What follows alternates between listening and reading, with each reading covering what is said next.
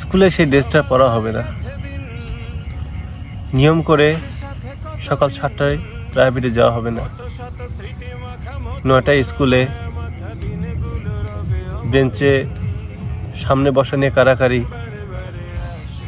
বন্ধুদের সাথে আড্ডা মজা,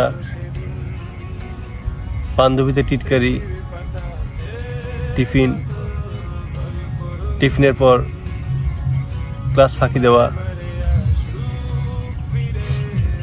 আবার 4টার সময় প্রাইভেটে আসা, জামশেদ স্যারের ম্যাথ প্রাইভেট,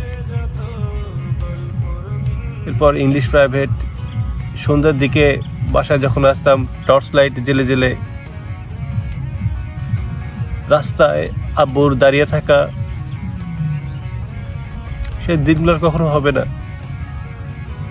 সেই দিনগুলো আমরা কখনো পাবো না।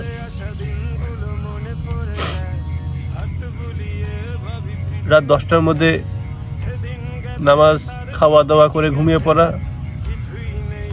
ভোর 4টার সময় উঠে তাহাজ্জুদে নামাজ পড়া, চা বিস্কিট খেয়ে আবার পড়তে বসা, আজান দিলে জামাতের সাথে ফজরের নামাজ পড়া,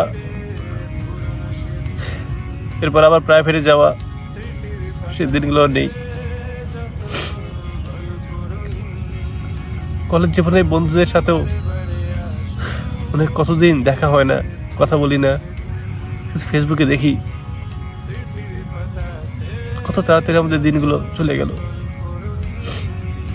এখন আর খেলার জন্য বাসায় কেউ ডাকে না, কেউ আর আসে না যে সাদ আসো খেলাধুলা করি, ব্যাট বলটা নিয়ে আসো। আম বাগানে এখন আর কেউ খেলে না। এখন আম বাগানে খেলার সময় কেউ আর গালি দেয় না। বরাবর সেই গালিগুলো আর শুনি না। সবসময় দাবার দিত, আম বাগানে খেললে বল আমের মুকুলে লাগলে সব মুকুল পড়ে যেত, এই জন্য খেলতে দিত না। আমরা চুপি চুপি খেলতাম। কবরের পারে মাঠে আর খেলা হবে না। এখন কেউ কারো মুখ দেখলে কথা বলতে ইচ্ছা করে না, একসাথে বসে সে আড্ডা দিতে ইচ্ছা করে না।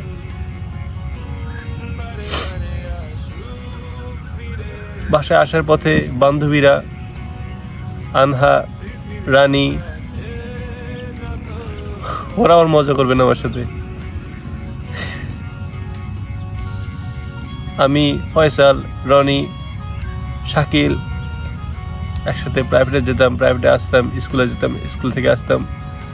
আসার সময় কি সুন্দর গল্প করতে করতে কতদিন সাইকেল চালাই না। কত তাড়াতাড়ি জীবনটা সব হারিয়ে গেল। আব্বু বুড়ো হয়ে যাচ্ছে, আম্মুর মাথায় চুল পাকতেছে, আমিও বড় হয়ে গেলাম। কত তাড়াতাড়ি সব কিছু শেষ হয়ে গেল। লাইফটা হচ্ছে এমনই। সন্ধ্যা যাচ্ছে, বাসায় ফেরা পালা। এরকম আমাদের গল্পগুলো এমনই, সবকিছু মেনে নিতে হয়।